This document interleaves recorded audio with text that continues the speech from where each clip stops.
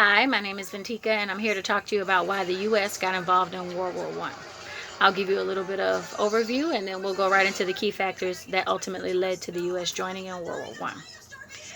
First, World War I broke out in 1914 in Europe, and President Woodrow Wilson in the U.S. decided that the United States was going to be on neutral ground. He did this for more than one reason. Most constituents at the time that were immigrants in the U.S. were from war-torn countries, so he decided he didn't want to give the country a sense of divisiveness. Also, the U.S. had no vital stakes in the war at the time in those countries, so it was no point in us getting blood on our hands. Well, that all changed with the sinking of an ocean liner called the Lusitania off the coast of Ireland.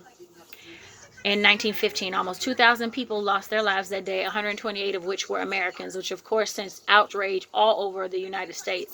In 1915, Germany introduced a policy of unrestricted submarine warfare in the Atlantic Ocean with their U-boats. They were able to hunt and sink vessels without any warning.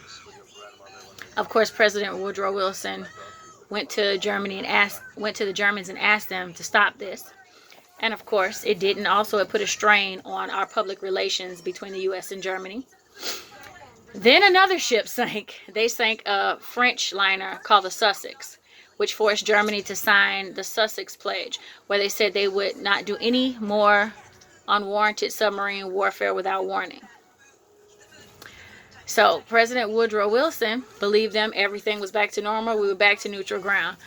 Unfortunately, there were a lot of people who did not agree with him. Theodore Roosevelt, who was the main one who criticized Wilson all the time of his handling of war efforts at the time, decided to promote preparedness by signing something called the Preparedness Movement, which he aimed to persuade the country to get ready for war.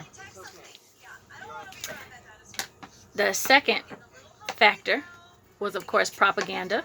After Germany's invasion of neutral Belgium in 1914, rumors and stories about trench warfare and unthinkable atrocities against Belgian citizens, some fact, some fiction, you know how it goes, the story never comes out the way it actually happens, there's a little of this and a little of that, spread like wildfire, painting Germans as barbarians, a barbaric nation hell-bent on indiscriminate domination, creating anti-German sentiment all across the world.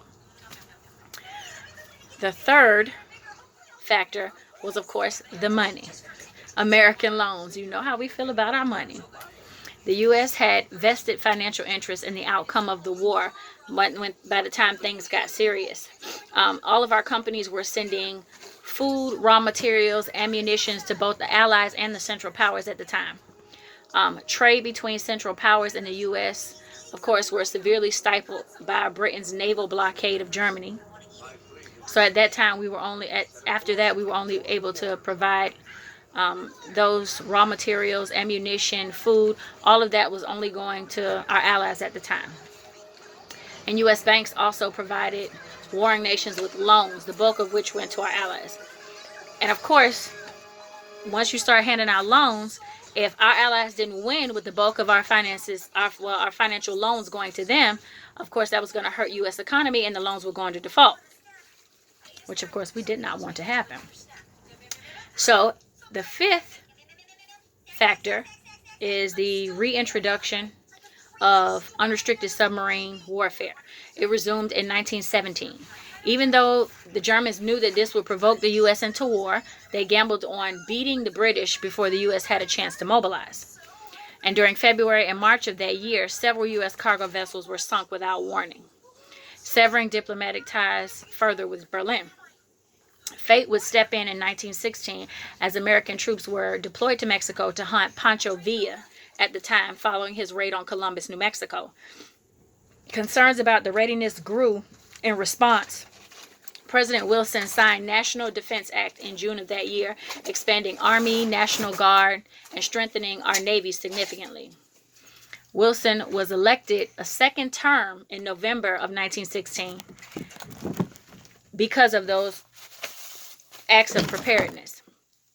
He used slogans like, "He kept us out of war," "America first,"